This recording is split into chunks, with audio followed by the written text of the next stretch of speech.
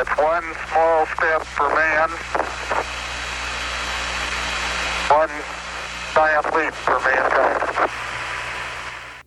Bonjour, Christian. Bonjour. Bon, d'abord, pour être clair, on a marché sur la Lune. Mais bon, il y a du nouveau concernant cette mission Apollo 11. C'est un extrait, d'ailleurs, qu'on vient d'entendre du moment où on a marché sur la Lune pour la première fois. Probablement l'une des phrases les plus célèbres du 20e siècle. Hein. C'est Neil Armstrong qui disait « C'est un petit pas pour l'homme, un grand bond pas de géant pour pour l'humanité. » Et c'était, à ce moment-là, à heure internationale. On était le 21 juillet 1969. Il était 2h56 lorsqu'Armstrong met le pied sur la Lune.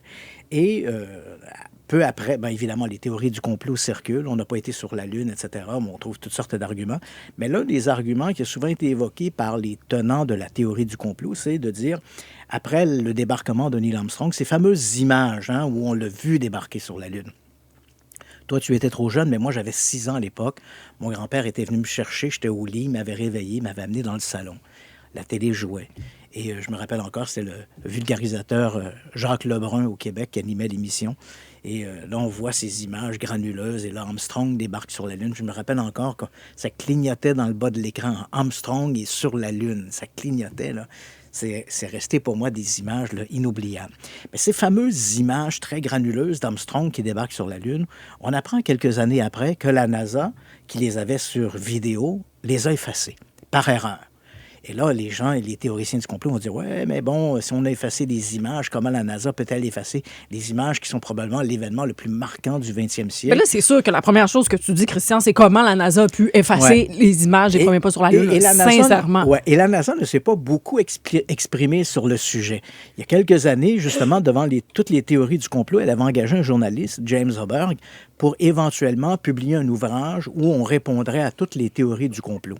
Et finalement, elle a abandonné le projet en disant que même si on apportait des réponses, les théoriciens du complot vont toujours trouver le moyen de pousser plus loin le complot. Fait que finalement, ça mène nulle part. Il y a toujours cette fuite en avant. Et là, voilà qu'il y a un journaliste qui s'appelle Tim Dodd qui a dit « Mais moi, je vais m'attaquer à cette histoire-là de qu'est-ce qui s'est passé réellement. » Et finalement, on découvre que c'est une tempête dans un verre d'eau, cette affaire-là. Parce que il faut savoir que la NASA recevait les images que l'on a vues de Neil Armstrong qui débarque sur la Lune, que tous les gens ont vues dans leur téléviseur chez eux à la maison ce soir-là. Ce qu'ils ont vu, en fait, c'était des images qui étaient transmises depuis le LEM lunaire. Je vais essayer de réduire ça pour que ce soit très simple. Il y a le LEM lunaire et nos 2 astronautes sur la Lune qui sont Neil Armstrong et Buzz Aldrin. Le signal, eux, ils transmettent une caméra qui filme leurs activités. Ce signal-là est transmis au vaisseau Apollo, au module de commande qui s'appelle Columbia. Et de ce vaisseau-là, on retransmet le signal vers la Terre. Et là, la NASA reçoit le signal qui est retransmis à Houston et de Houston à toutes les stations de télé à travers le monde entier. Et ce que l'on apprend dans cette enquête-là, c'est que la NASA, les images de la NASA, de Neil Armstrong qui débarque sur la Lune, ces images-là, celles qu'on a vues à la télé, ce sont les images qu'ils ont effacées. Mais ces images-là qu'elles ont effacées n'étaient pas meilleures, ceux de la NASA, que celles de Radio-Canada ou de Télémétropole à l'époque. Ça veut dire que toutes les chaînes de télévision les avaient le même signal. Si on fait une copie d'une cassette vidéo, parce que à l'époque, c'était enregistré sur du 3/4 de pouce, mais c'est une bande magnétique, c'est cette bande-là qu'on a effacée. Si on fait une copie d'une cassette vers une autre cassette, il va y avoir une perte de qualité. Mais le signal, lui, il est toujours le même. Fait que la cassette enregistrée par la NASA, il a exactement le même signal que Houston avait et le même signal que recevait également Radio-Canada ou TVA ou Télémétropole à l'époque. Tu comprends? Il n'y a pas de différence dans le signal. Donc, c'est pas de dire on a effacé l'original. C'est ça. Il n'y avait pas d'original. Il n'y avait pas d'original. OK, c'est clair. Donc, le signal... Fait qu'eux, effectivement, on aurait aimé le garder parce qu'à l'époque, évidemment, on ignorait, on ne pouvait pas anticiper qu'avec l'intelligence artificielle, on pourrait renumériser ces images-là, aller chercher une meilleure qualité d'image.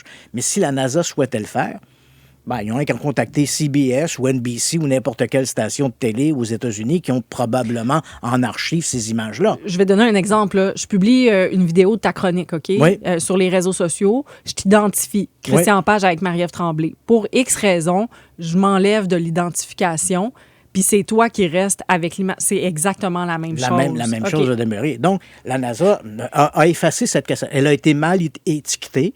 Elle a été placée dans une espèce de voûte où les gens qui travaillaient à la NASA avaient besoin de rubans magnétiques, pouvaient récupérer ces rubans-là pour les exploiter à nouveau. On pouvait enregistrer jusqu'à 10 fois sur la même bande magnétique. Donc, c'est la bande magnétique sur laquelle qu'on a réutilisé, qu'on a recyclé. Mais les films, et c'est là que la NASA est très claire, la NASA, à bord du LEM lunaire et à bord du vaisseau Apollo, le module de commande Columbia, on avait des caméras embarquées qui, elles, filmaient avec sur du film 70 mm. On n'a pas perdu une seule image. Ça, je peux t'assurer que les images, ils les ont toutes.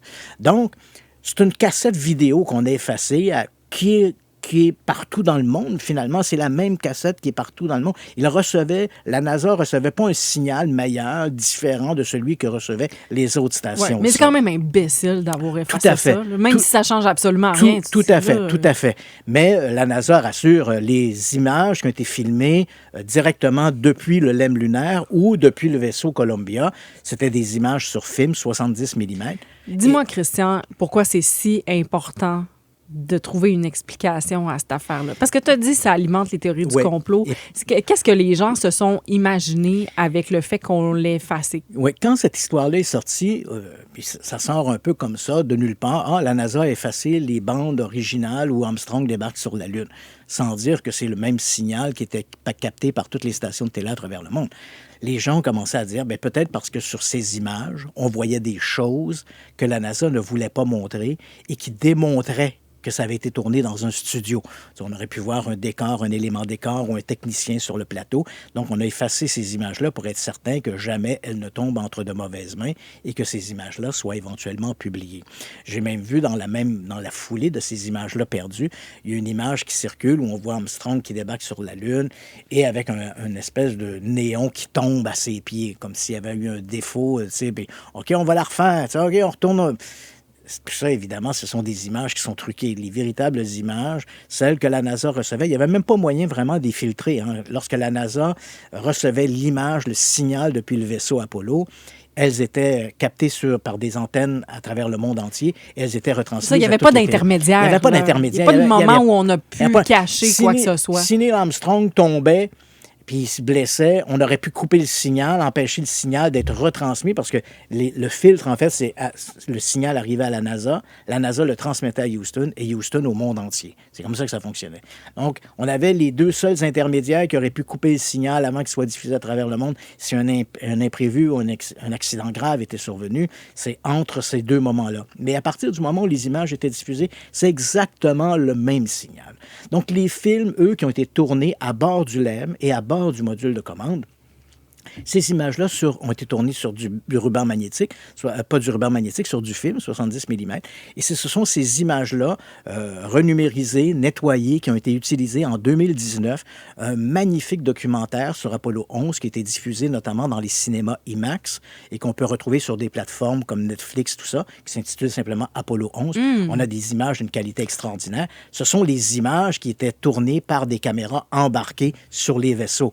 Les images que l'on voit Armstrong débarquer sur la Lune, c'est pas la même chose. C'est les images du signal. La NASA les a récupérées de NBC ou ABC ou peu importe pour les mettre là en question de se remémorer cet événement-là que les téléspectateurs ont vu chez eux. Mais c'est un signal radio qui était d'assez de mauvaise qualité. C'était pour le vivre au moment présent. C'était ça l'intérêt d'avoir des petits Christian Page, 6 ans, au beau milieu de la nuit avec son papa puis sa flash. C'est ça qui est en train de se passer. On comprend que la NASA ne voulait pas dire on va attendre que les astronautes d'Apollo 11 reviennent sur Terre pour vous montrer les films qui ont tourné. C'est ce qu'on a fait. Donc, on voulait le voir en direct. On dirait que je rêve de quelque chose comme ça bientôt pour nous. Encore là, des trucs qui nous unissent. On sort des Olympiques, là, on voit ça brasse au Moyen-Orient. C'est là. On aurait besoin de quelque chose comme ça qui nous rassemble tous. Tout à fait. Ce qui est malheureux, l'actualité va bien avec ce qui se passe. Vendredi dernier, le directeur de la NASA a annoncé malheureusement que Artemis 3, parce que les missions Artemis, c'était Artemis 1 on envoie un vaisseau à vide dans l'espace autour de la Lune. Mission Artemis 2 qui n'arrête pas d'être repoussée. Là, maintenant, on parle d'un départ en avril. C'est un vaisseau avec un équipage qui devrait faire le tour de la Lune.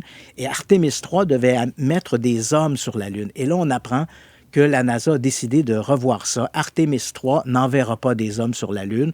Artemis 3 va faire une grande mission, une grande répétition en orbite autour de la Terre. Le vaisseau va venir se brancher sur le module d'atterrissage. Donc, on va tout vérifier pour s'assurer. Mais on n'ira pas sur la Lune. Il faudra attendre Artemis 4. C'est particulier que ce soit si compliqué. Ouais. Alors qu'on l'a fait il y a plus de 50 ans. Oui, mais avec des technologies différentes et avec un objectif différent. Ouais. C'est pas simplement aller là. C'est pas là. juste de dire on est allé marcher. C'est ça, aller là, ramasser des cailloux, c'est pas ça qu'on veut faire, donc c'est plus complexe.